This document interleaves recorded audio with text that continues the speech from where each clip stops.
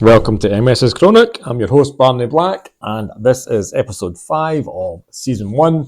And our guest in this episode is the lovely Mavis Mctaggart. I met Mavis when I was on a holiday trip on the Isle of Islay off the west coast of Scotland. And in this episode, Mavis shares what it's like to be living in a more remote part of the world and the access issues it can create, whether you're trying to actually see anybody from the health service, the National Health Service, or your MS nurse or a neurologist, and just the different obstacles that comes with that, as well as hearing how Mavis is still very active in the Islay Gaelic choir, and she even tried to teach me the odd word of Gaelic, which I'm not sure I was particularly successful at, but Mavis was very generous, saying that it's possibly something that I could catch on with. Anyway, enjoy this episode. Slán Jivá.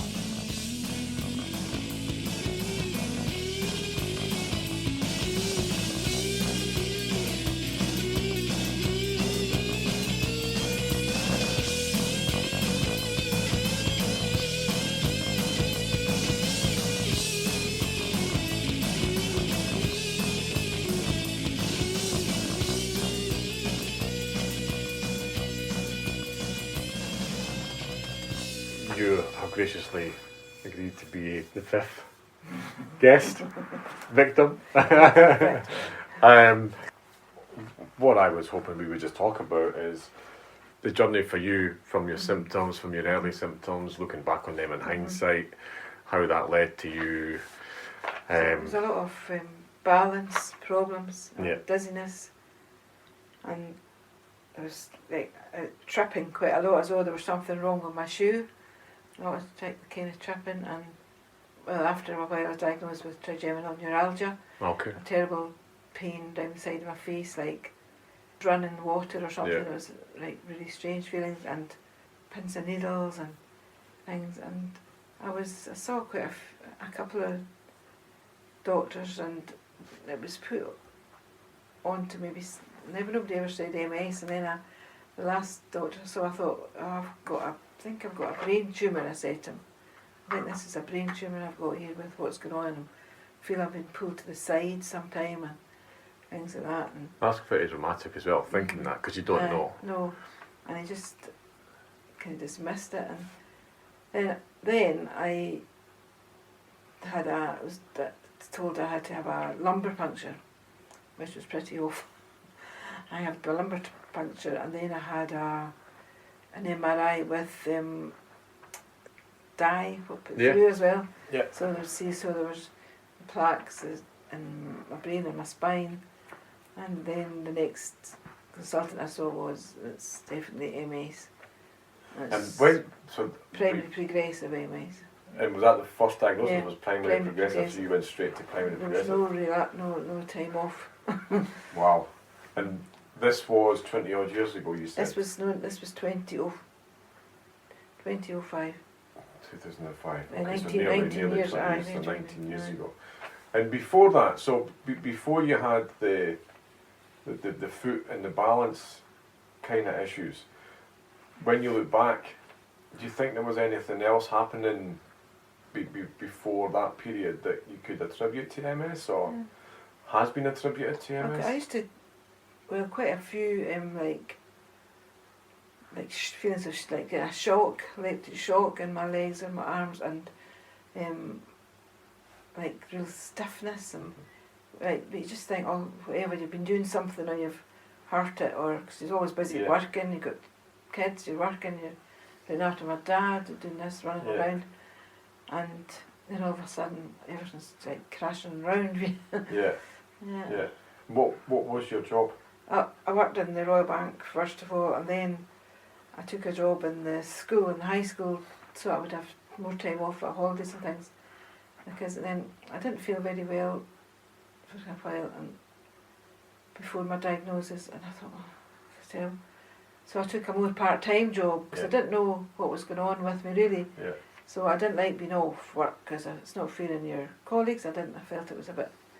So I took a more part-time job in the school in the Gaelic unit. Okay. And that's where I was when I got the diagnosis. to get the diagnosis. And this is 2005, Mhm. and from, I guess, from your symptoms to Mhm. getting the MRI and lumbar Mhm. puncture, Mhm. which I hated my lumbar I puncture. know, it was awful, it was the worst thing. The worst pain I've ever And experienced. the guy saying to me, it shouldn't be as sore as that. I says, well, it was really sore. Yeah, it is sore, it was Aye. agony, yeah. Aye. How quickly, or what time period was it from your first symptoms to being diagnosed? Maybe a couple of years anyway. Right, okay, Mhm. okay. And so through that 2 years Mhm. from diagnosed in 2005, so Aye. 2003 to 2005, Aye. symptoms are kind of appearing. And Maybe before that, but maybe Yeah. little things and some spasticity. Yeah, You see it? I know. It's a funny word, And spasticity. my arms and things. I'm thinking, oh, you just slept on it or something strange like that. But That pins and needles, the numbness, you got a dead when I arm. got the diagnosis, it was a strange feeling because I had thought, and I thought it was a brain tumour. I thought, well, this is going to be it's going to not be long to go for me. I don't suppose if it's a cancerous brain tumour. But so I'm not saying it was a relief, but there was a kind of a relief because I now knew what was going on. Yeah, the label, a name to give. And Because it was, you felt, I'm imagining things that you knew you Yeah. weren't, but you looked okay. And you think, what are people thinking you're, yeah, because visually, uh-huh. people can't see You look what's going well, on internally. I know, uh-huh.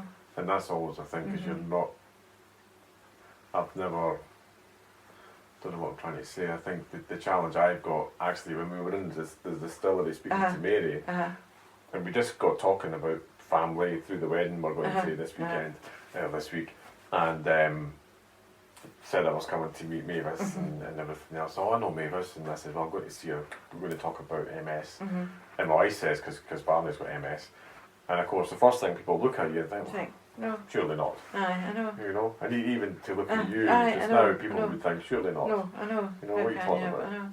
And that's Uh-huh, the nuances with MS is that there's, it's not just what people can see, No. it's what internally that you feel. Well, there's lots more. There's lots more. Internally than what they're at the moment. Well, when I'm walking, if I'm out walking, you can obviously see it's not right or whatever. And but that's if you're sitting and chatting, maybe people wouldn't realise, you know. Absolutely, absolutely. So 2005, I want to talk a little bit about Ireland and where you live and the support, or I guess the challenges and difficulties that might have presented, being one of the islands and off the mainland. But 2005, did you get offered any to be given a progressive diagnosis straight away? What support? What were your options at that time? There weren't any really. It was just I was told that's what it was, and That's it. Came home Thanks for coming. here, and came back home here, and I was put in some drugs at the time. No, nothing really. No, went to got some physio, but there wasn't anything really at that time, and I had great support from my family. That was the main support. I got 2 sons and a husband. And at that time my sister was alive, and she was brilliant.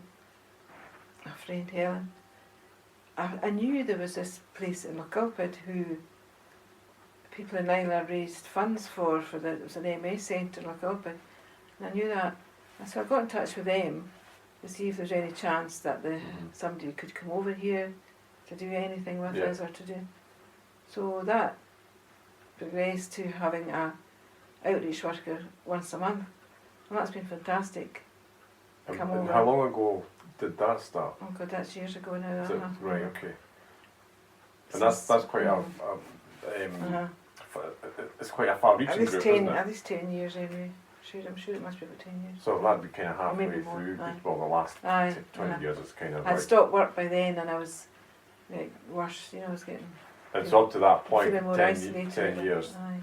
feeling isolated, nothing really available in the way of support, just going through your thing, your way.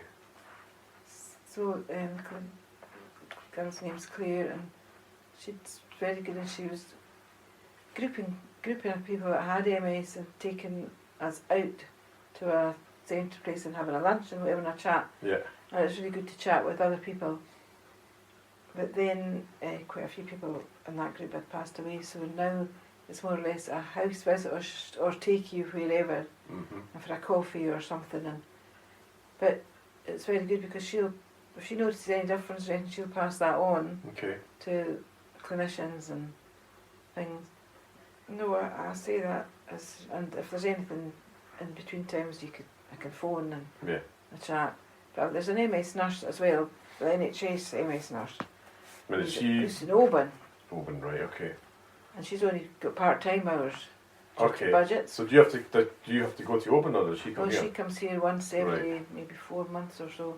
Okay. And doesn't have much time with Flying anybody around. for that time. Yeah. No, it's a shame, and she would love more hours. Yeah, I bet. But there's no. So she's part time, and she She's does part-time. support Argyll. she the MS nurse for the wow. And the islands. Okay. Mull and Islay and Jura and wow. So the resource and the support that you've got is pretty limited, very limited, apart from the group, and that's based in Lochgilphead. Lochgilphead, And how, from the support, because I think it's really interesting, is the support that you now have. How regular did you say that you're kind of engaged with each other? Once a month for Once a month. Lochgilphead people. Yeah. But I can phone anytime. Okay. And I could phone or email my MS nurse as well, and she would get back to you. But there's no physical It's all presence, phone calls and things like that. Right, okay. GP's great as well. They do what they, whatever, and look at my medication, sort out whatever. Sometimes I need different things. Yeah. Because with progressive MS, there's not a lot available to you, is not there? a lot. There's no. Even in the last 19 years, there's been very little They keep added. talking about new, and I've signed up for trials, and right. the last trial I signed up for, I was too old. Oh. I was 65, so I was too old for it. But I'm always on the lookout to see if there is anything. But I think there is something. I've seen a few trials. I'm not close enough to them, but I've seen a few people talking about trials. I see there's some things on the horizon for progressive MS that maybe will help. Fingers crossed. Yeah, fingers crossed there is. There's certainly a lot of fundraising going into the clinical studies and the science that's being developed. I know. I've never been to any, I heard about this, it's a place in Edinburgh, is it the Anne Rowland Centre? Let's check. There you are, Anne Rowland Clinic. That's it? Clinic, that's it. MS Specialist Clinic, Integrating Care with Research. Is that in Edinburgh, isn't it? Yeah, University of Edinburgh. So you've been in No, touch I've with... never been there. I've never been in touch. I didn't know whether that was a place maybe that would... I'd like to think so. I'd like to think that there's... Because it intrigues me, because obviously living on an island, obviously the accessibility in and out isn't just as straightforward as people might expect. No, you're tired. I get terrible tired as well. Fatigue is awful with me. It's getting worse as I get older. And it's always a big effort to be going anywhere, and then after the effect, a few days down as well then. Because for you it's not just nipping down the town to the doctors or going along the street to the hospital. No, not at all, not at all. It's a bit of a... Was it just two and a half hours on the ferry across? And then you've got to then travel... just to Glasgow. So it's a day in itself just to get to where you need to go. And then back again. How do you think that's affected you with your living with MS? I quite often, I get my MS magazines and I think, and I see what resources there are on the mainland and various places, and I think, how lucky are they to go into these centres and part of this group, and they can help each other and tell each other what's available and what they can. You feel kind of out in a limb. Is on the island itself, is there any other people that you know of with MS? Like, is there any kind of mini communities here? No. Just yourself. There is another lady I know with. There's probably quite a few people with MS, I think, maybe, but nobody that goes to clear, joins up with, or nobody that wants to be. Yeah, quite happy in their own space, I guess. No, Just like, or maybe not even sure themselves what is out there because of the facilities and resources.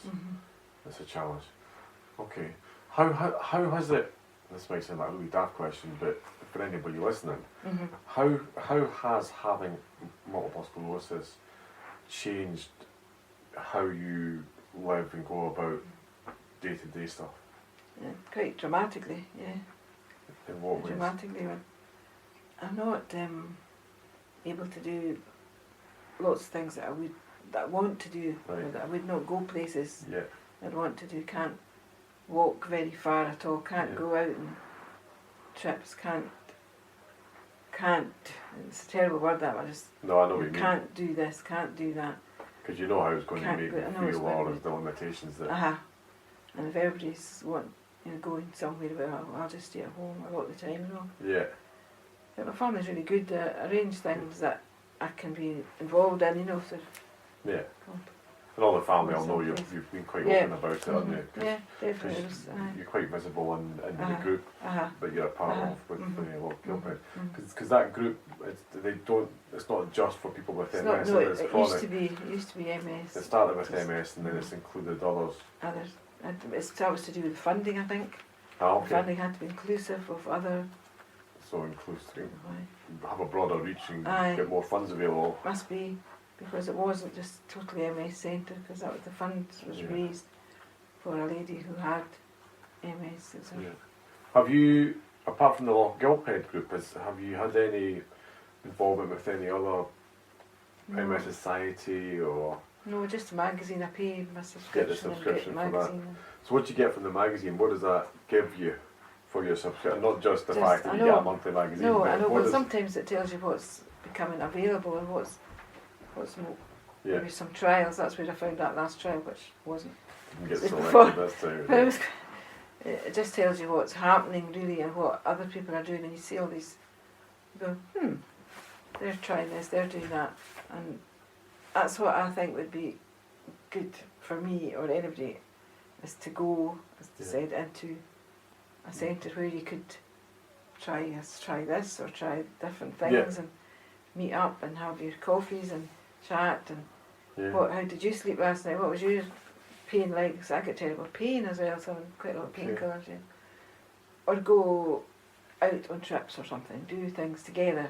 Have a social element to it, as well as whatever support it gives you in other ways as well. Because there's a lot of things that you'd like to do that you just either can or there's not the opportunity. You try, you keep trying, you try your best, but sometimes it's just like, I can't do this anymore. Yeah. Do you find you're quite selective of what you will agree to do, either with family and friends or socially, or? Probably am now. Yeah. I think, I'm not going to. Because you know what after it, how you'll feel because of if you overdo it. Or even trying to get to the, whatever. And night time, I was just go out at night a lot. It was so great, nights out, concerts, dances, whatever, go out for meals and things like that. But now it's like, I'm tired, what time we go home? And it's hard. Yeah, it must be. It must be. And I don't think I'm not sure people recognise that part of it. I think if they can see a physical disability, it's easier to compute.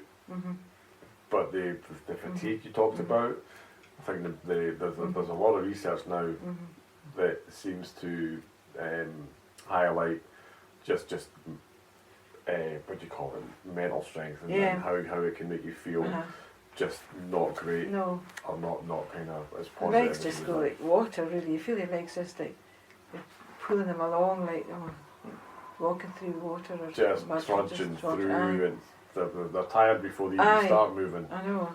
You get out of bed in the morning and your legs just feel like lead weights. I was like this when I went to bed last night. I thought it'd be better in the morning, but it's not. No.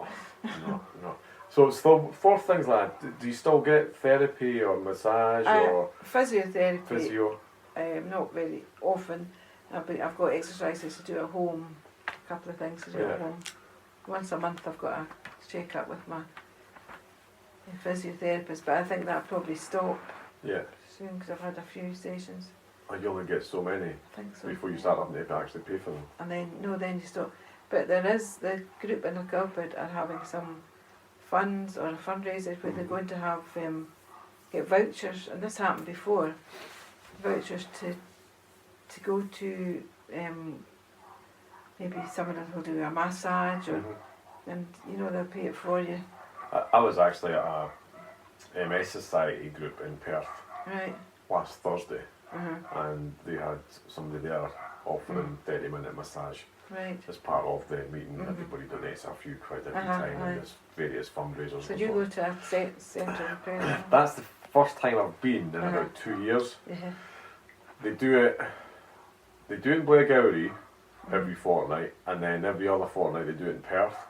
The Blairgowrie one's a coffee morning, the Perth one's a coffee evening, and the evening one, there are a couple of reasons. Thursdays I used to do other things on a Thursday night, and then for the last 6 months I've been working where I've never got home in time for it because it starts at 7ish.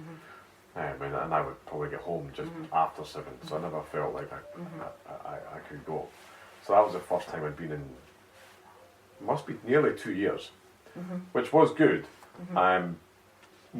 Most of the same people were still there. There was a few that I'd seen before weren't there anymore. But the massage part of it, I enjoyed that because there was a lot of tightness across the shoulders and things. So getting that and I was getting reflexology for a while, and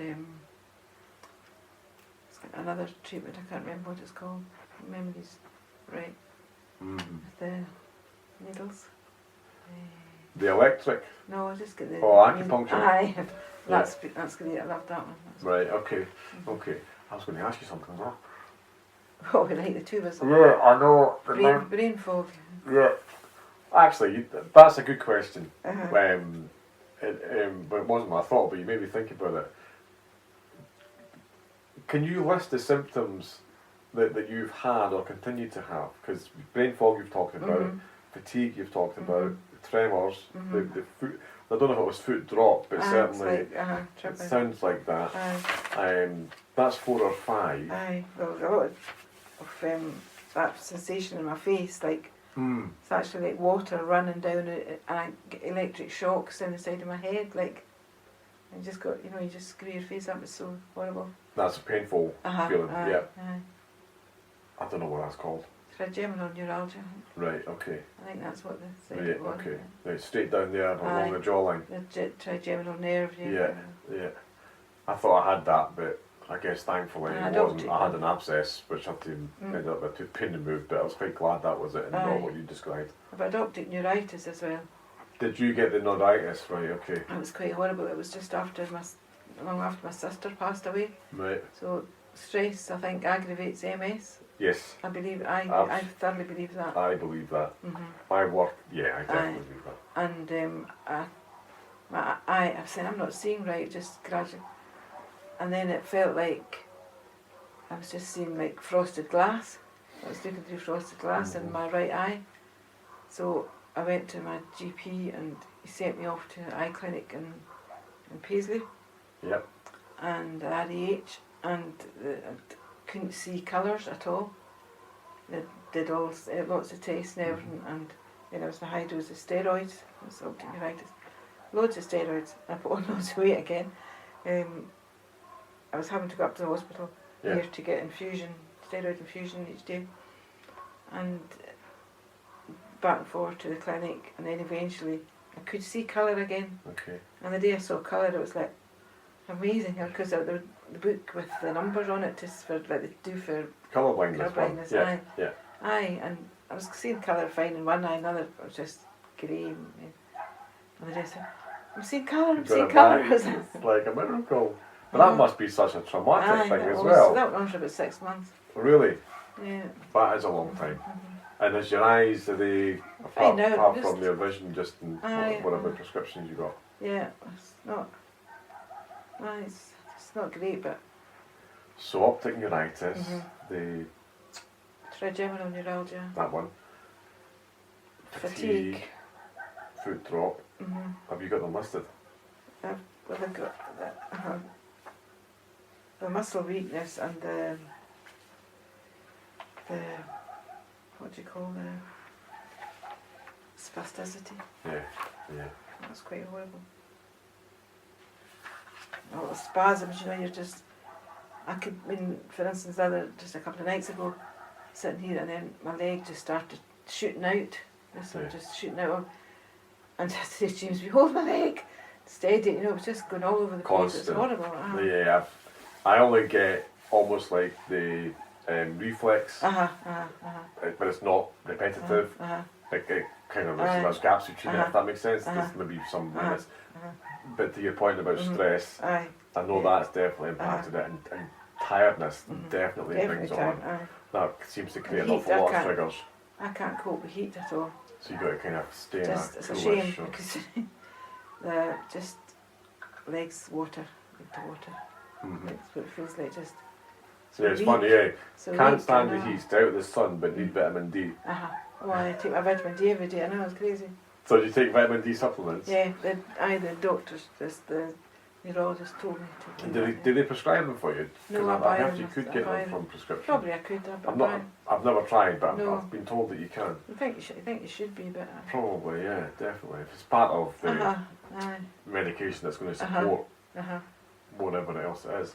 What other medication do you take? I take quite a lot. I take pregabalin now. The gabapentin wasn't agreeing with me well, so I'm on pregabalin, and that. Yeah, sometimes I have to go on. I'm on baclofen quite often, and codeine. But I'm on some other medication as well for depression. Right. I'm on an antidepressant. There's a whole kind of, and then they all impact the other ones as well, and how they make you feel, and how they, what they're meant to impact on positively, but then there's a side effect element that you've got to deal with as well. That's a lot that you have to kind of deal with. More than that as well.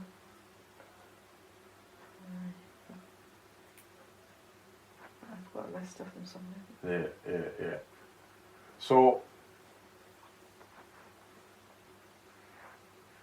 from the MS community then, what would you like more of? I'd like more. Even for all the resource and funding that gets raised, for example, because there does seem to be a lot. I know, I'm sure you've probably helped and contributed to fundraisers. I did a firewalk. Oh, did you? I raised thousands. I raised a couple of thousand. When was that? 5-6 years ago. Okay. There's a video of me on YouTube. How did that feel? That must have been quite exhilarating. And that was through the Lochgilphead ones. They came over, but there is a video. It's on YouTube. A few of us did it, and it's the Mavis. Giving you the power to walk across hot coals. Superb. That's superb. We had a talk beforehand, and it was like you felt you could do anything. Just the power of positive amazing mind. Couldn't believe it that night. I thought, I can do anything. I can walk in that water. I can walk in that fire. I can jump over the moon. Yeah, if you could bottle that. Take that into medicine in the morning. That'd be cool. That'd be really cool.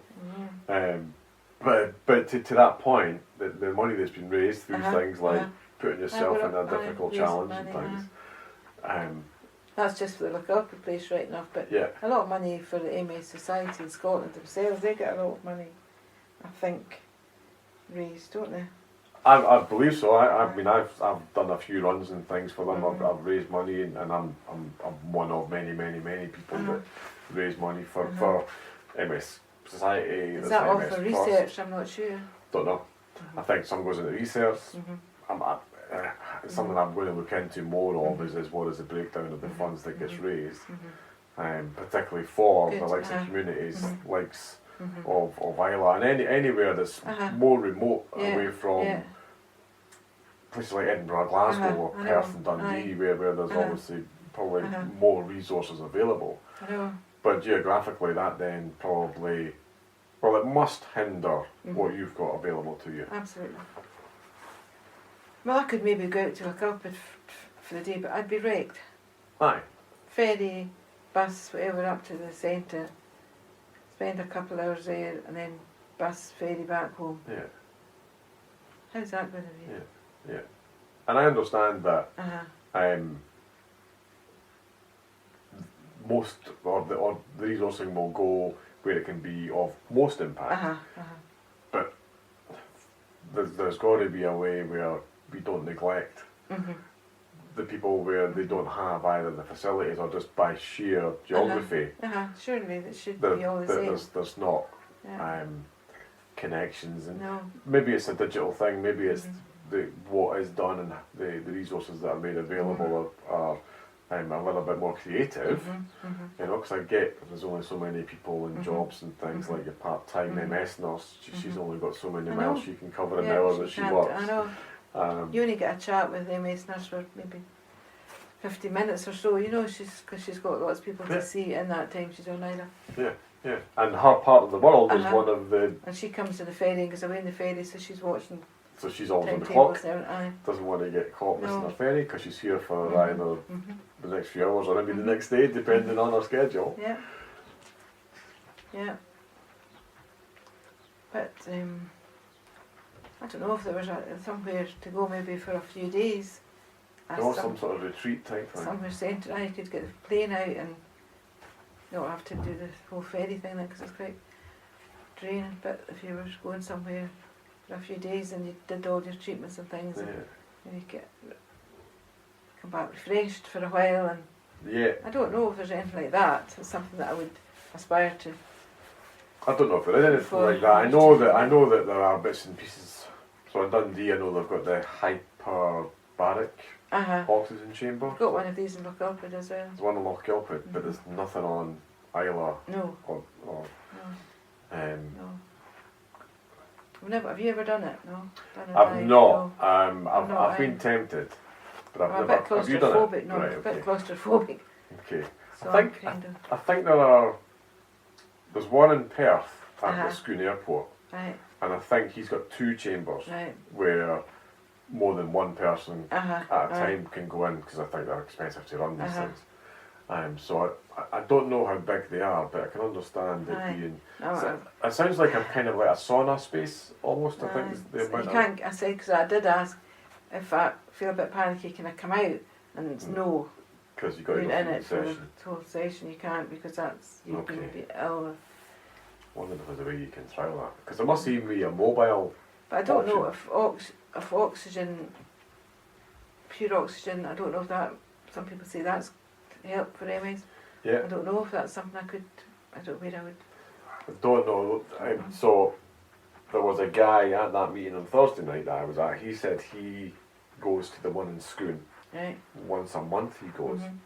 And he says to begin with he definitely noticed a difference. He said he felt just more energetic. He just said he felt good for longer. But he has said it doesn't have that same impact anymore, but it still has a positive impact, just not as much as it used to. No. I I have friends in Kintyre. I don't know what is in that area. I don't know. Nothing probably much the one in Perth would be the nearest, mm-hmm. then Dundee. I'm not sure if there's one in Edinburgh or Glasgow. I've never heard anybody talking about it from the MS I groups. don't know what's in Glasgow.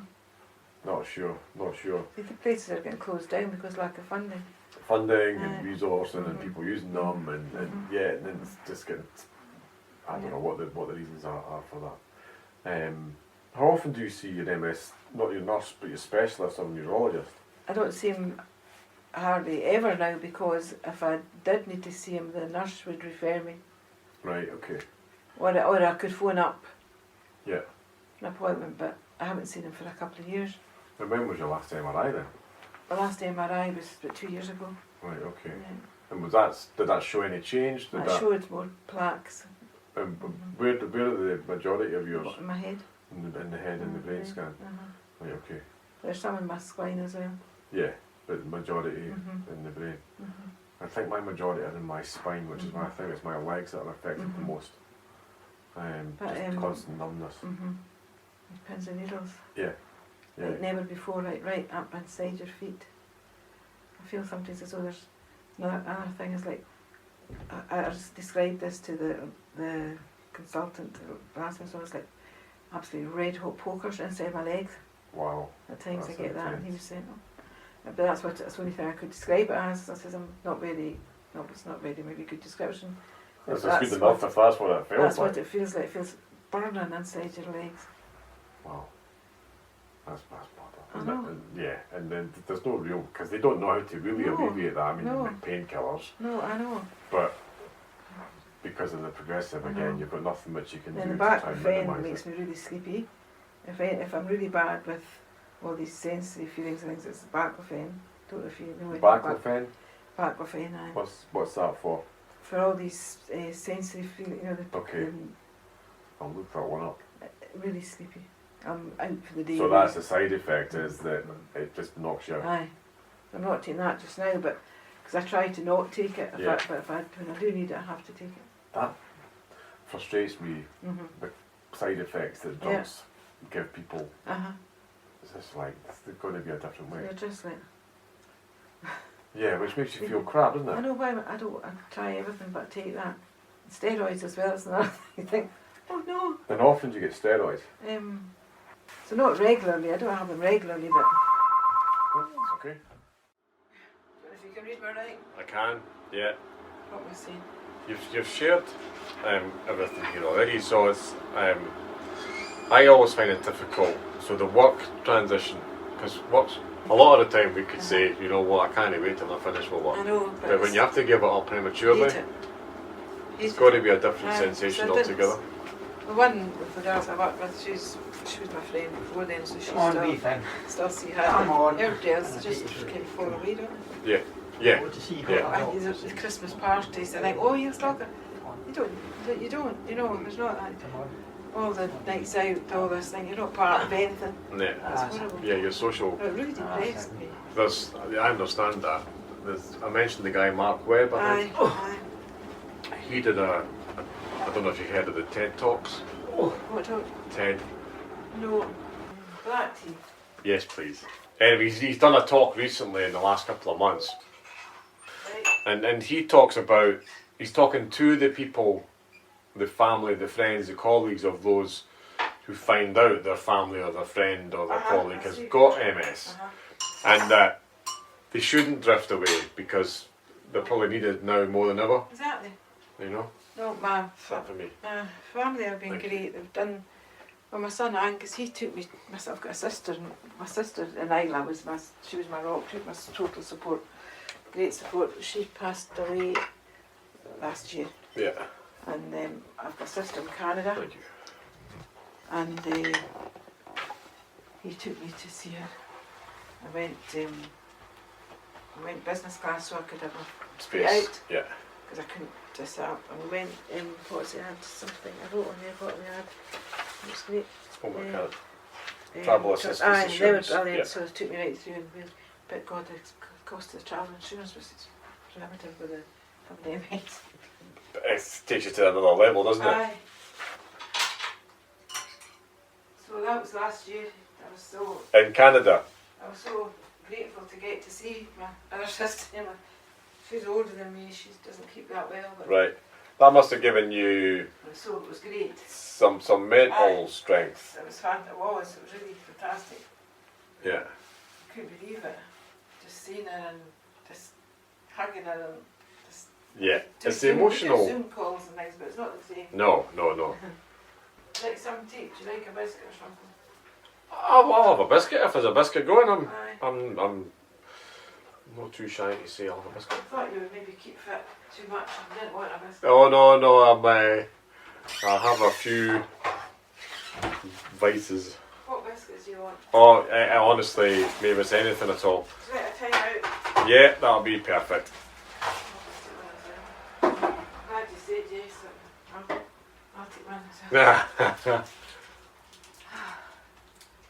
Oh, see when you're over, see it even like making the dinner then, like you're just napping, you just have to go and sit and get back at some, and I can't do Yeah, this thank tonight. So James is really good at that, he does a lot of that as well. And is Like, James he's retired? He's retired. Right. He retired just a couple of years ago. He worked in Arran a lot at the time. He's the manager at Arran Distillery. Right, okay. So we'd house over in Arran and back and forward a lot. Well, I couldn't do that really. So he was coming back at weekends, and I would go maybe for a few weeks, kind of thing. And then I was here most of the time.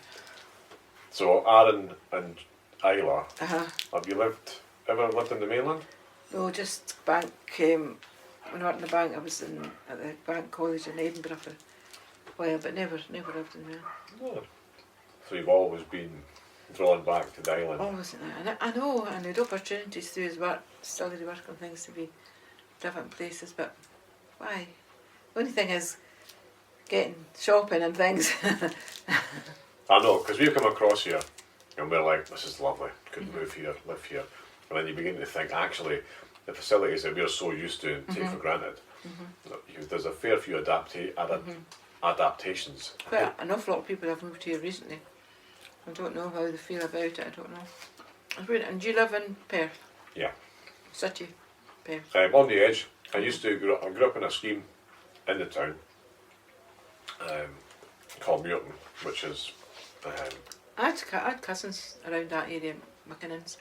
Well, I knew McKinnon's, but again, it's probably a few families. Aye, but a lot of Duncan McKinnon was the father, and Kathy is the mother, and there was boys, Nicol and Donald. Right. Actually, my head teacher was a Mr. McKinnon. The name of Muirton there came to me. So Muirton, probably well known-ish if you were into your football. It was St Johnson's home ground before they moved to where they are now. But the area of Muirton on the outskirts of Perth was farms. That's because he worked on a farm, Donald worked on a farm. All right, okay. And then they built housing in the 1930s, as they did all over Scotland. It was a big whole housing thing. But they knocked our scheme down in the early 2000s and rebuilt it with kind of back and front doors and affordable housing and stuff like that. So that's where my podcast started, was with me and a pal. He's older than me by 5 years. So as kids, that's a lot. So I always knew who he was, just because he was a bigger lad. But we've always known of each other, and we just we had a chat one day and said we could maybe try and capture people's stories about their memories, because we thought we knew the place, but we knew our street. And it's not big. It was only like it was closest, so it was 4 blocks or 6 blocks. So it was 600 families. So it wasn't a huge footprint of properties. But the stories that we've heard people sharing and telling, particularly because we've managed to speak to people who lived there way back in the 1940s, that's been really eye-opening. Yeah, it's been really good. It just disappears and nobody knows anything about what was there before. Yeah, and the reason we want to do it that way is because instead of us just kind of pulling together articles from newspaper cuttings or even other people's books or research, it was the people themselves giving their version of events. First hand. Yeah, and it's memories, because memories aren't perfect, they're full of mistakes. But I know, because you get a wee bit rosy sometimes. Absolutely, and it's a memory is a memory of a memory. And there's some things which I now think are my memories because I've heard the stories so often, so it's become really tangible and quite real. And it's the same with this, and what we're doing is a perfect example of it. It's just chatting about your story. No, it's your experience. It's not the average MS person. And I thought, immediately, MS, and I thought by 5 years or even less, I would be wheelchair, I'd be this. I thought, I thought I didn't know that I would still, be able to walk, albeit with a crutch and things, a certain amount at this stage, Yeah, because you went from thinking possibly I've got a brain tumour to getting a diagnosis, which you'd rather have neither, but on the grand scheme, MS slightly... It's a trade-off, I think they traded that one. Yeah, and it's like, take both away. Take both away, absolutely. But you're in a position where And go back to 2002, 3, and then up to 2005. The access of information that you had would have been really limited as well, because internet still wasn't what it is today. It's not, I mean, it was still pretty clunky. So how did you, apart from with the doctors, how did you get your information to try and make decisions? At the clinic, at the MS clinic, there was always leaflets and booklets and things. That was all. That was it, and just kind of trust, I suppose, would be read it, a lot of trust. What's in the leaflets is kind of how you're going to be guided. Yeah. Man. Because again, community-wise, none of the social groups would have existed. No, not then, no. And Multiple Sclerosis Centre in Argyll, and that's based in Lochgilphead. Yes. But they don't just... It's not just MS MS now, anymore, they've opened it up to get more... It's called Snowdrop something. That's why the images of a snowdrop. Aye. And they have meetings in Lochgilphead, Snowdrop Argyll, there it is there.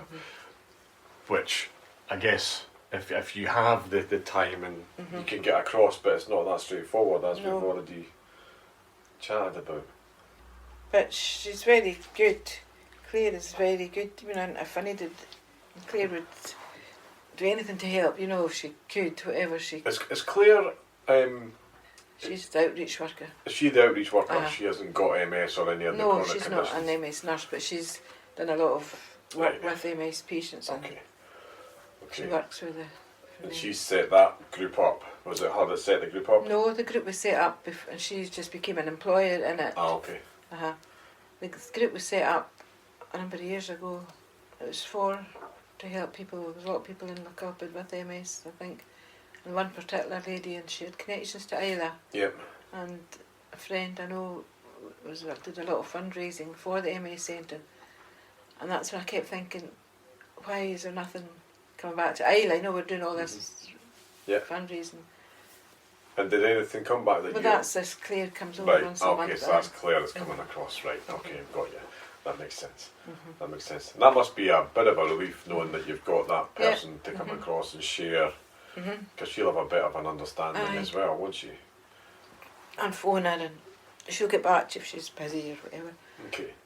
If there's anything different, or if I want, do you think I should speak to the MS nurse about this? Do you think I should speak to the GP about this, or do you think I should, whatever?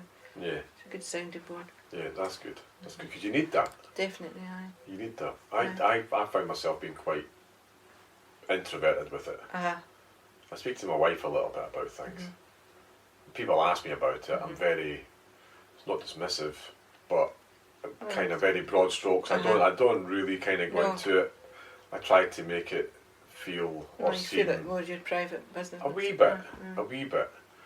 Which again is another reason why I've want to try and create this, is because I think there's a lot of people who I was speaking to Dean Riley, who's one of the people that's taken part, and he said he felt a bit of an imposter because to begin with he had quite noticeable symptoms. He was going through a bit of I don't know what the word is. He was going through his own stuff after being diagnosed, having had I think he adopted neurology, optic neuritis, that's it, yes. He had some real difficult bladder issues and stuff like that, some real personal, intimate issues and things. Yeah.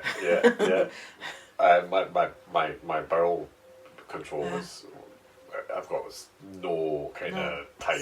Anyway, but he said he felt like an imposter because he kind of now lives, on the face of it, people looking in, he's a fairly ordinary looking bloke in the kind of broadest of terms. He doesn't seem to have, if to look at him you wouldn't suspect there was anything under the surface going on, which both mentally and physically is actually causing him to think about how he does things day to day, like you were describing. And I feel a little bit like that, because I know I'm at the low end, but I think... I sincerely hope you stay at that low end. So do I. Just you stay there, boy. So do I. Thank you. Aye. So do I. It's not one of these things you want to get up the ladder. You don't want to progress, do you? You definitely don't want to move into that space.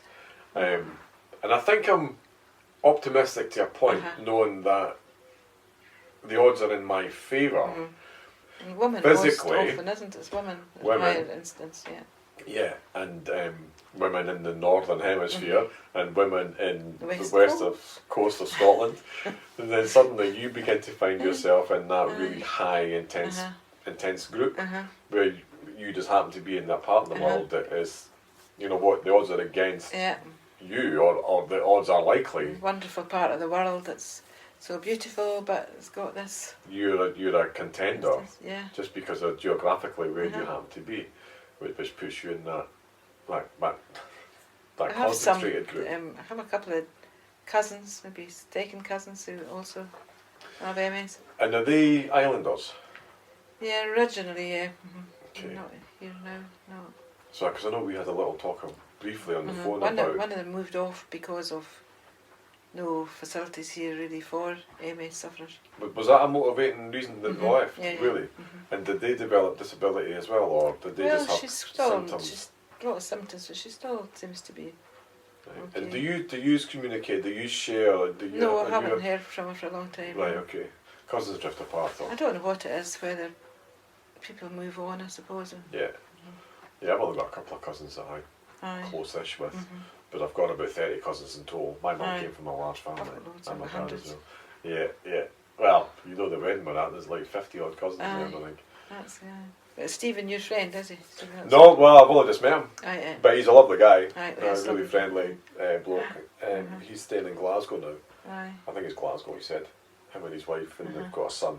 Yeah, I'm meeting lots of people. And you don't know who the names just swirl around. Yeah, I'll remember you, though. I don't know. I'll remember you. I don't know whether this names and things and not losing words and things, whether it's to do with MS or it's just an age thing, or is it, just life. So that's another question. Lots of people say that they... Now, I'm 54, so... I'm 65. You're 65. Looking good on it. MS aside, you're looking good on it. The automatic thing for me is, if anything goes on, I try and... Sorry? Thanks. Looking Is- good on it, God. Yeah. Is that I almost automatically by default now put everything down. It's just an age thing. Aye, I know. Do you do that? Do you find yourself Uh-huh. dismissing anything? Sometimes. Well, they're like sleeping in the chair, which is awful. Sleeping in the chair sometimes. And I said, oh, I wish I wouldn't be doing this, sleeping in the chair. And James said, oh, it's just old age. I said, it's not. I'm not having old age. I'm not going to be an old lady, kayak. Yeah. Old lady. I'm not going to be. I'm still young. But because you want to hold on to whatever vitality exactly. that you So do was have. a very vibrant person, I think. Yeah. I'm sure you were. I'm sure it's still there within you as well. But in moments, you need to pick your moments, so don't you? Aye. Was it you that was talking to me about spoons? No. No. Have you heard about the number of spoons in your day that you can Oh, give? I've read that. Have you read that? I thought it was you that was talking about that. The I have principle read behind that. it makes sense. I read that. I think it's on Instagram or something. Is it? Possibly is, aye. Just about, you wake up and you've only got so much, I guess it's like, there's lots of different analogies, isn't there? You know, it could be a battery symbol that's only 70% full in the morning. Same thing. Then you get out of bed and it's 20% full. It's just suddenly that ability to give of yourself is reduced. Yeah. And I sometimes think, is that just because I'm having a bad day, or am I just getting old, or... I do quite... I go to the choir. I saw that. Choir. In church. Not always, but just to be part of something. And the choir are great. I think they should have mentioned too, because they're all embracing. You can sit, you can be ever, you can take a chair if you want. Don't need to stand. Just sing. And Enjoy singing, the company. I mean, I'm not a great singer by any stretch, but I love music. And so I do love I. hearing I love it. live sounds, whether it's choir or bands or what have you. And so that must give you something. Yeah, it's good. How often do you go to the choir? Once every Thursday. That's a weekly thing. Right. And do Maybe you do more, public things as well as yeah. rehearsals? Go to the mod. Oh, really? Oban this year. Oh, okay. But a number of years ago, Mod was be a different thing for me than what it is now. Would it have been a bit more of a lively up there? Nobody sleeps at the Mod. Get out of that bed now. So how long does the Mod last? Is that a week? Week, aye. Right, and you're going to Oban. Aye. Will you be there for the week this year? Yeah, but my son's in the choir now, so he's encouraging me to go as well. Yeah. He'll be there, and he's booked a flat for us, so he'll. Oh, perfect. So Perfect. they're so good to me, my family. You know, they really are. Well, that's good though. Honest to God, they really are. Well, you've almost brought them up right, you see. Aye, they're good. That's the They reason. don't like me to miss out too much, you know. That's good. So the mod for those that are listening is Gaelic Aye. choir, Gaelic Yeah, song, so- Gaelic soloists, Gaelic age groups. Celebration of all things Gaelic once a year in October. The Royal National Mod. And it's, I mean, it was in Perth last year, wasn't it? Yeah, different. Was it Perth? Glasgow? Was it Glasgow? I'm not sure. It was in Perth the year before, I think. Was it? Right, okay. But I it thought goes. it It has a around. circuit like Yeah. all the great things. Yeah, yeah. What's been your favourite mod memories? There'll be any photographs. No, my friend Helen catch me by the ankles, pull me out of bed. You're not going to sleep This is to go out. to get me up again. All right, okay. This is an evening This session. is maybe at 4 in the morning. Whereabouts was that? Do you remember? I think it was Oban. Oban. My mum's folks are from Oban. Yeah. What's their name? Her dad, McLean. I a say lot. Oban, but it was a hamlet north of Oban. I can't remember the Do you name of not it. to any of these places now? I'll dig it out and I'll look for it because I researched my Right. mum's and my dad's pasts to see where the family lineage came from. Because there's something within me which I don't know. I think my mum's side, the McLeans, came across from That's Ireland. Mull. Mull's a Doc McLean's in Mull as Yeah, well. yeah. So, and my granny's a Fleming, but she actually I've not done her lineage. I I've don't done know a where bit she of came ours as well. I've done a bit of. My own name's Stuart, from. Right. so there's lots and lots about that. That Yeah. was Lots of Stuarts, yeah. lots of that. I'm actually quite royal. I was going to say Royal Aye, so lineage. you can Yeah. just remember that courtesy and Absolutely, bow I should well. have deferred to that when I came in. Well, I like to believe I've not checked it, but being a black, there's a McGregor lineage, Right. so that's also what is it of royal? Yeah. So Some your sort of- surname's Black. Yeah, Yeah, Nice. yeah. Good name. it's a strong name, I think. Mhm. It's a nice strong name. That's a good name, Barney Black. Yeah, Barnaby Black was this, Mhm. but Barney's what it's became over the years. Uh-huh. But Oh, that's a good name. BB.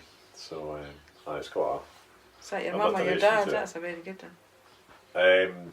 So I don't know between the two of them, but Barnaby is they've taken that from a Dickens book, Uh-huh. Barnaby Rudge. Uh-huh. And my middle name's Dylan, Uh-huh. which is Bob Dylan. Uh-huh. Because my dad was a bit of a So he was a musician. He was, to be fair to my dad, he was a musician. He played guitar and piano and stuff. And James plays a lot of guitar. and Right. that. But Yeah. Bob Dylan, that was just grew up with that. Right, okay. Music wise, I'll maybe get you to pick a song because I'm trying to get a wee playlist together as well for Blown this in the wind, podcast. because we Blown don't in the know wind. anything else. Oh well, The answer, my my friend. friend is blowing in the wind. That's true. Where else is the answer? That's a good question. Where else is the answer? Mm-hmm. What is the answer? Aye. Nobody knows the answer. No, definitely not. And church as well then. That Uh-huh. must give you a lot of... Yeah, go to Baptist church on a Sunday night with a Peace. friend along the road there. Okay, so Sunday night. I just church. started going after my sister died, Right, okay. because the Right. minister did a service, and he was so nice, and Yeah, I just felt I continued then to go. that's lovely. I think Rena's somewhere happier Yeah, and well, yeah, and that's lovely. I just That's lovely. It's a bit of a connection, isn't it? yeah, Yeah, that's good. I like that. I like like that. reconnections and things. And Yeah. I don't think I'm religious. no, Well, you that's don't. You don't. No. Actually, I think I've got a spirituality, I think. Yeah. But I don't know where it's based, if Aye. that makes sense. I always had a spirituality. Yeah, yeah. I think there's, I think if someone's got song within them, Mhm. because song can be really powerful, and if you've been static, you've been Mhm. singing since you were Yeah. young, Yeah, we go. and were you always involved in the mod? Since I was 5. Okay, so let's explore that because I love that. So Mhm. solo, So I won medal in You got the medals? medal in the Aviemore mod for solo, one medal in Islay mod for solo singing. Wow. Brings us a wee bit of fame, that, doesn't it? Won The mod? the cup for the highest marks in Gaelic. The Did best you really? Gaelic, yeah. Ah, see, I wish I had learned Gaelic. Well, you can It's still never do. too late. It's never No, too late. of Yeah, course you're not. right. You're right. You're right. Going off way, we're off track. Aye, We're no, off you're track. never too late. You can learn Gaelic. That's true. Is there anything that you've not done that you'd like to do? That you could do, but even with the MS and the way that impacts you. Anything that you think about that there's still one or two things on your list? Quite a big list. A big list. Anything? Spring out? Well, I'd quite like to learn another language. I'd like to do that, but Many languages can you my speak? retention's not good at all. Not good. So I don't know if that would be You still something I'd like to do. pretty fluent in Gaelic? Yes. Yeah, Gaelic and English obviously. Aye. Any other languages? No, I just took Latin in The school, two. but that's not really of any. Latin? Uh-huh. That's not of much importance. Not much good to anybody nowadays, is it? Yeah, I'm not sure where it comes in, but there's probably lots of Well, my what's son's a influenced by doctor, and Latin. he's a lot of his work. You see the Latin you words mentioned come through. his Aye. son. So, what is your doctor? Is he a GP or He's a does he GP, specialise? he's And GP, where does he's he live? He lives out in an old farmhouse out there. He's on the island. Mm-hmm. Oh, okay, okay. He So came he's back to work here out between Bridgend and Ballygrant. okay. I look at it's called. He is the clinical lead for Isle and Jura. Right. He's, Okay. Aye. Okay. He's so 40. he's He's well kept. 42. He's 42. He's still a youngster. Aye, and my son Jamie, did engineering, so Okay. he's back in Isle as well, and he's working at Clearer. So they both come back. It's just great. It's on back to the island. That is good, though, isn't it? Because you've got that. It's so good, again, and it's I the love when family people link. come back. You know, they learn their discipline, whatever they do, their studies, and Then then they bring come it back. to the people that they know. Yeah, keep it's the good. island Aye. alive with Uh-huh. the. Yeah.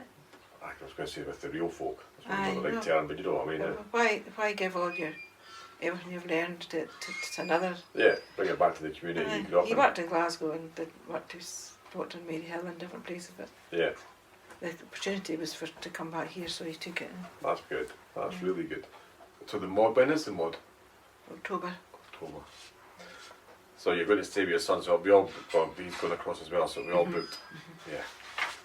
Then what's the choir's name? Kosher Gaelic Ila. Say that again. Kosher Gaelic Ila. Yeah, I'll try and remember that. Kosher Gaelic Ida. Uh-huh. What does that mean? Isla Isla Gaelic Gaelic choir. choir. Just like that, you see, that's you learning Gaelic. Excellent. Excellent. I love that. I love that. Stephen Alexander might have some bits of Gaelic. I think he did actually. I think he Aye. one or two. He was kind of throwing a few words about Aye. yesterday. Say to him, Vil Gaelic ad. Do you have Gaelic? Vil Gaelic ad. Say the Gaelic ad. Vil Gaelic ad. Do you have Gaelic? Gaelic Acket. Acket. Bill Gaelic Acket. I'll ask him. He'll say, who you been with today?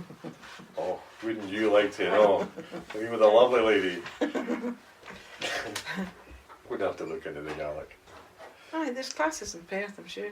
I think there is at the college. Lots of classes. But it's not the college anymore, it's part of the university, the Highlands and Islands, Oh, right. Perth as well. But my sister, she started doing it last year, bizarrely. Right? I think she found it easier to read it than Right. to Speak pronounce it and speak it. But I think, I need to check if she's I still think kept you it would up. manage. I think you've got the I'd Yeah. like to think so, big. but I think like you, memory, short-term memory is Aye. rubbish. My long-term memory, my my distant long-term memory, memory's great. I can remember pull when I was things out of the past. People just are amazed sometimes when I bring up things that we did when we were younger, whatever, you know, Yeah. but Short-term. short-term Yeah. is rubbish. Yeah, I mean, meeting everybody that we've done, I've just said, there's no way I'm going to remember No. anything that I'm No. getting told here because No. it's just like a complete overload of Mhm. information. So it just gets blocked. But aye, so my short-term memories are absolutely huge. Right, It mine's takes a long time for something to stick. right. In context, long Uh-huh. times maybe 3 or 4 times to Uh-huh. meet the same Uh-huh. person to that. Oh, right, you're Aye. Roddy, you're what? That's have what you. me, we're learning the songs for the choir. Yeah, of course, that new stuff. That's interesting. I go every week and every week feels like the first week. Picking up the song sheet again and all that. Yeah, okay. Yeah. But I bet it sounds great. I was going to ask you something about MS. You've had nearly 20 years since you've been diagnosed, coming up for your anniversary. Okay. Next year, not an anniversary you want to celebrate with any great enthusiasm. You're in quite a unique situation from the people that I've met with MS in terms of how isolated you are from the general communities. And not only just the accessibility of things is different because of, I mean, it's on the map, it's only a small gap. Yeah.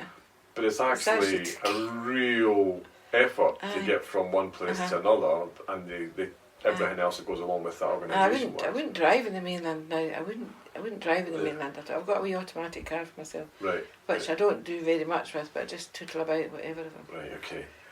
Just get you there and back again as you need to on the island. But that's hard enough. Aye. What would you, if you were asked for advice? I'm asking you for advice. Actually, I'm going to ask you for advice. Right. Someone on the journey towards diagnosis. What kind of advice would you offer them? Get as much information as you can. Try everything. Give everything a go. So if you don't try, you're not going to know if it's working or not. So many different, a lot more, not cures, but put things at bay for a while now than there was when I was diagnosed. There's different, you can go abroad and have some cleaning of veins that go to in your neck. Wow, okay. I haven't heard of that one. Right, okay, yeah. A friend of mine did that. Yeah, she's not with us now, but she did that and she felt it did help her for a wee while. Everything's just for a wee while. It seems to be. Even the, what's the berry at the chamber. The chamber. There's also one, the stem cell one. Yeah. It's all just that's for a wee still, I don't think there's been enough clinical No. studies or evidence to kind of suggest how and what and for how long that has an impact. Because I think Selma Blair, did Selma Blair in America do that? I can't remember. But your advice would be just get as much information for yourself from reputable sources. Absolutely. Avoid Dr. Google, because that could be a rabbit hole that you can never get out of for a while. There's an awful lot about CBT oil, yeah. People were talking about that on Thursday, actually. No, I've not tried it, but there is quite a lot about that. And some people seem to get relief from that. So the lady that was there on Thursday night, she is in a chair, in a wheelchair, and she said that she'd only just started taking it, and you gradually increase the dosage. She said it has definitely helped her sleep. She said it's helped reduce the spasticity. Right. The pain threshold hasn't changed yet, but she's been advised that as she increases the dosage, then the pain through things like the pins and needles and the sharpness and the poker sensation, she describes the same things. She's been told, but proof is when it happens, that it will, through time, also have a positive impact on that. So I'll see them next month, so we'll find out if that is the case. Is that prescribed by a doctor? It's a prescribed drug, which I can't remember what she called it, but it's essentially it's the active ingredient in the cannabis. It's not buying it. It's not the stuff that you get in the shops where it doesn't have the active ingredient, which actually does all that medicinal kind of impact. So yeah, it seems to be getting introduced to more and more different conditions. The whole cannabis CBD therapy, whatever it is. I've never had that, but there might be something. But if it was, I think it makes you sleepy as well. She said her sleep. She says she's never slept better for a while. So I don't know. I think she takes it in the evening. Comatose for all day. Yeah. So she does. She says she's never had the munchies. I don't want them. No. Steroids again. Yeah. So yeah, that could be something. When you have your chats with your GP or your MS nurse, do you talk about medication options, changing what you're on to what you've got? I do. I said that. I asked the nurse already. She said she would get in touch with my Dr. O'Leary, my consultant. Is he on the island? No, he's Is in he Southern Jura in Queen Elizabeth in Glasgow. In Glasgow, right, okay. I haven't seen him for ages. See, to someone like me, that's odd. I haven't seen him for ages. And we only live 100 miles apart. He decides to, just see you if the nurse thinks you need to be seen, whatever. Right, okay. Unless you phone up and make an appointment. Okay. And why, and then what you want an appointment for. And I would like to be seen by my...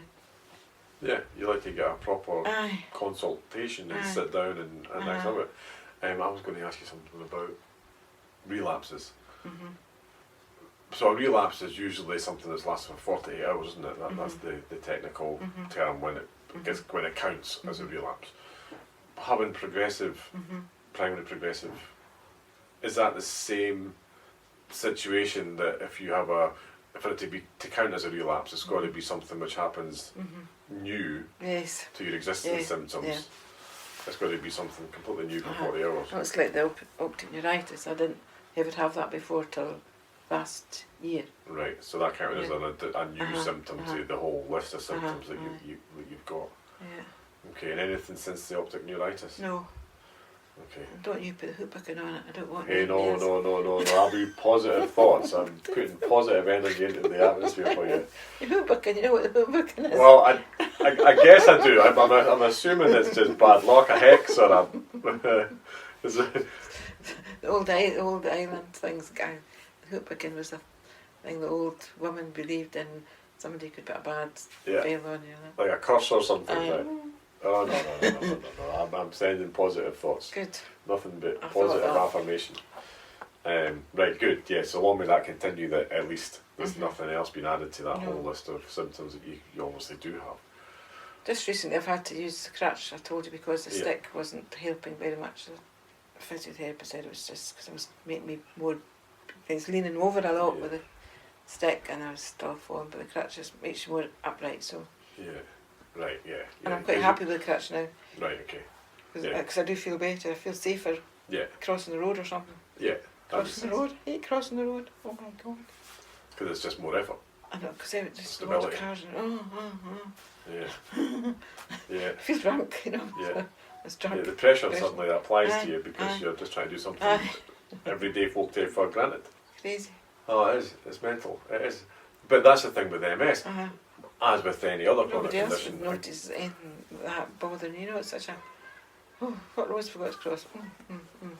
Yeah, where's the best, where's the quietest, where's the least that's going to... even the shortest distance. There's a dentist today as well, and there's a step up the pavement. I was walking along, oh, there's a bit there, I can get up that bit there, so that was no step there, so that's good. So you're watching everything all the time, seeing where's, That's another thing that I've become more aware of, and I would suspect you're even more heightened to it than me, is that because you have to use the crutch, and you're conscious of your balance and mobility, have you become more aware of accessibility to places Aye, definitely. in the last however many years? Not very good to a lot of places, It's still, especially in Islay, right, okay. because it's old places, and if they're a certain age, they don't need to, the rules don't apply to them. I didn't know that, right, okay, just because of the, right, okay. Yeah, because it's, again, you take it for granted, you just skip up over the pavements, or... And high steps and things, it's just like... And there's no ramp to get around in an easier way, but and again, it's just something else, isn't it? It's just people just look at they don't just take it for granted. the adjustments that need to be made to allow everybody to get around as freely as is possible. Yeah, that's definitely something which I think is going to have to change, or I know changes have been made, but it should be a normal thing for people, whether they're using the crutch or their own feet or a chair. You try and get into the post office down the street. Really? It's a huge big step, and a handle on the door, and pulling yourself up. That's a whole different conversation, because that makes me automatically begin to think, in a funny way, you mentioned you should try and get into the post office up the street, but for you, going to the post office is probably just a pain in the backside. I don't go very often. Whereas before the mobility issues, you just go wouldn't in, it be a second thought? No. But now it is, you've got to kind of give that, or even such a simple thing as popping down to the post office. That's a whole new, so for listeners anyway, disability and accessibility, definitely going to have to explore that a bit more and the impact it has on people. Yeah. Because there's not enough consciousness of it. No. There's a lot of, particularly businesses, make a lot of fuss about being for everybody, accessibility, equality, diversity. Yeah, green, everything. All that health, green. health. Yeah, absolutely. I Environmentally can't be green conscious. if I can't get into the shop to buy the stuff. Correct. And it's that whole thing about actually the disability part of it should probably be near the top before anything else is actually. Because the post office down there has a section of it which is a refillery, which you can take your containers in and Okay, yeah. buy. So Yeah. But you can't go in there. doing your help for the planet, not Yeah. using plastic and Yeah. whatnot, and Yeah. getting your lentils and your beans and all Yeah. that stuff. But to go there is just a Go chore. there, aye, to get up that step. Yeah, yeah. And that's one of the many. That's just one. Just one of many, but it's a great example. Aye. It's a great example of how having a chronic condition, I know. chronic illness, Shut the door. influences. Is that It's quite cold. door There's a open? draft coming, aye. The door's open, don't you shut it? Aye, please, the draft. It's a lovely big garden you've got. Aye, no, that's interesting. I've not got any other questions. I think I've really enjoyed your time. It's been lovely. It's been really good. I've really enjoyed that. Hopefully you've not been as nervous throughout as you No. thought you might be. No, it's great. It's good. I enjoyed being able to tell you these things. So, thank you, Mavis Mctaggart, Good. for a Good to wonderful cup of tea and a biscuit and a chat. Good. That was lovely. Was that everything you needed, was it? Yeah, I didn't need anything apart No. from just listening to you. Honestly, that's as simple and as Aye. natural Aye, it was very natural. It wasn't what I thought at all. as I want these to be. Yeah, no, No. and they've all been the same. You'll have a lot of redubbing and whatever you got to do to get. I just take out some of the gaps, Aye. some of the ums and the ahs. We'll take out when was it Jim? Aye, James with the dog. When James came in, that wee bits and pieces. But that keeps it real as well. Aye, I know. You know, it's not. We've not created an artificial No, we environment. weren't in a studio. No, nothing like that. Oh, that's good. So thank you very much for You're welcome. taking the time and giving me your time. I hope it does some good for somebody somewhere. I think if anybody listens to it, hopefully, like you said, Aye. they're going to pick something up from it. So I'm Yeah. happy with that. And if they don't, at If least there's we've any given it a feedback go. or if anything, because Claire will want to hear it at the I'll- centre. Aye. Yeah, I'll share them all, Aye. and you Maybe, can aye. obviously do them all. And I'll be looking out for the mod in October. Definitely, I'll be looking out for the Islay choir. Aye. Islay choir. Gosh, you got it, Yeah, definitely. Go, go, Flag go. bearers, definitely. Anyway, The well, answer, my friend. He was asking for a song for that. Blowing in the wind. That's it. yeah, it's like 4 chords. I can play that. That's what's Yeah. going to be the tune Yeah. of them introducing. Absolutely. Listen, thank you. And if thank you find the answer, you tell me. Oh, I tell you, if I could, I'd bottle it and share it worldwide. Thank you, James. Great seeing you. You And too. tell Stephen Alexander, 'cause he might not remember me, but I'm sure he will. I'll definitely pass on your best wishes. And I'll be sending you positive vibe. Keep it up.